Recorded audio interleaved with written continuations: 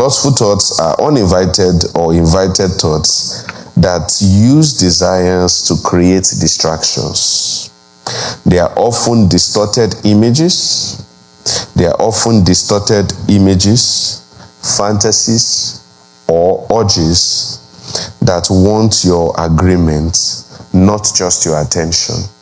They want your agreement, not just your attention. I remember some maybe weeks or some months ago, I went to dinner with some people in church, and some people were gisting me about something called fetish. For some reason, I thought I was very exposed, but that was the first time I ever heard it in my life. It's church people that are spoiling me. And one of the things they said was that some people, they are fetish. If you don't know what fetish is, please don't bother. It's not good for you. You don't need to know. Yes, it's like fishing.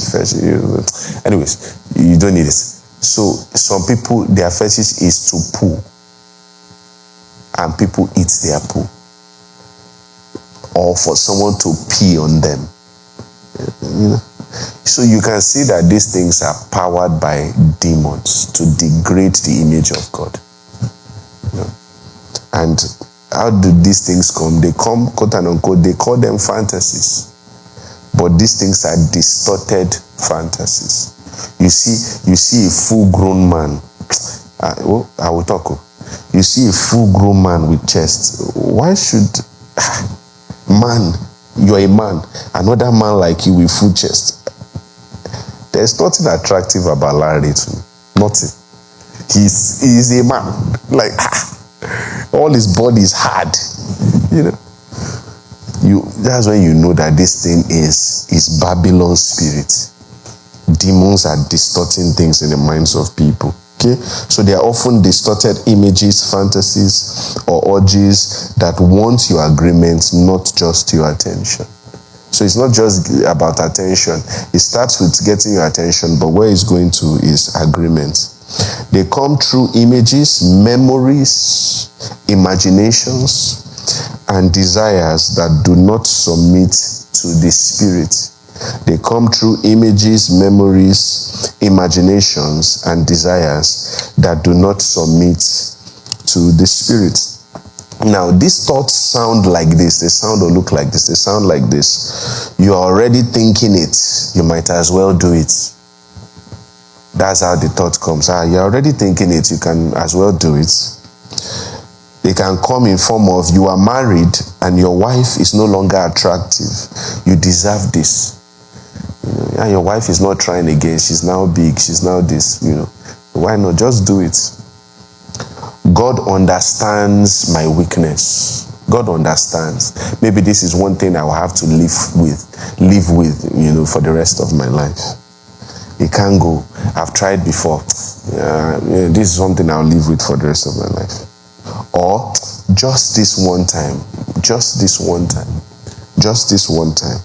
Or this will be the last time. You're over it. You don't want to do it again. You're over it. Just this last time. Every thief that they caught, they thought that was there. They will say this after this operation, I will not go again. That's when they always catch them.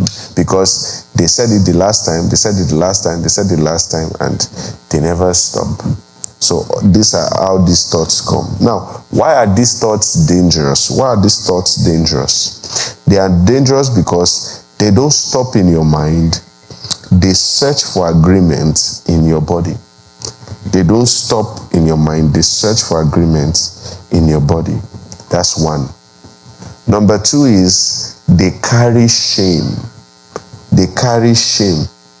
And shame makes you hide from the one who can help you. No, let me talk about number one. When he says they don't stop in your mind, they search for agreement in your body. Now you have to understand this, that the more you see, if a door is locked, and you want to bring down that door, they've locked the door, so the person doesn't want you to come in. So the issue is not maybe the person wants you in or doesn't want you in. The person doesn't want you in. They've locked the door. If you start pushing that door, you start kicking that door. Before you know it, you will break the door and forcefully enter. What that means is, because you don't want to do it doesn't mean that if you put yourself in an environment where you are exposed to that thing, or you keep indulging in those kind of thoughts or permitting those thoughts, one day you are going to do that thing, because that thing is pressuring you, and one day, it's going to break that door down. Okay, so it doesn't just stop in your mind. It's kicking. It's searching for agreement in your body. Number 2 is they carry shame, and shame makes you hide from the one who can help you. From the moment you start like that, it starts to distort your fellowship with God. You see, salvation is that, God knows us. Fellowship is us knowing who knows us. And one of the major components we need in fellowship is boldness. That's why the Bible says we should come boldly to the throne of grace that we may obtain mercy. If I'm trying to give an example so you get. Let me give, for example, maybe Kolade, me and him, we are relating, and then, there is also Chinulem, we are relating. And maybe I told Kolade to do something and he did not do it. And then, Chinulem and Kolade are coming to come and see me.